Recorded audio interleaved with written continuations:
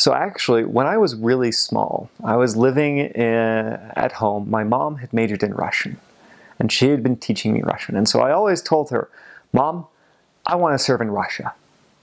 And she would look at me and be like, you're not going to serve a mission in Russia because the politics are such that it just won't happen.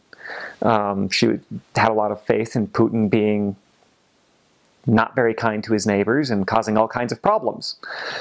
So she never thought that that would be an opportunity, but I still loved it. And as I got older, I grew to love more languages. I explored other things, but I always knew I was going to serve a mission. My best friend and I would grow up, and ever since we were deacons, we would be reading out of Preach My Gospel. And not just Preach My Gospel, because once we read through Preach My Gospel, we were like, you know what else could be useful? Let's study the old discussions.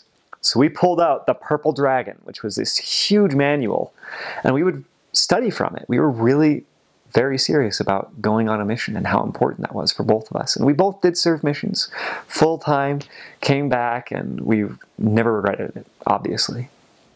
As far as preparing, the funny thing was I kept on running into Russian incidentally in my life. I studied it again in high school. I was homeschooled, so I had my mother teaching it to me again. Then I decided, you know what, I'll do it at college. Even though I'm majoring in Arabic, I just like Russian.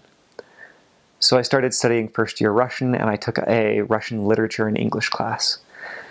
And both of those turned out to be such incredible preparation for that cultural experience that I hadn't expected. Other cultural experiences were less, I was prepared less there. But spiritually, I would say that the biggest thing was that I had a solid group of friends, and we all would study together and prepare for a mission together.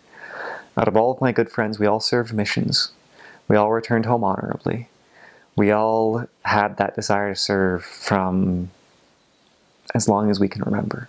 And it was a big part of our lives.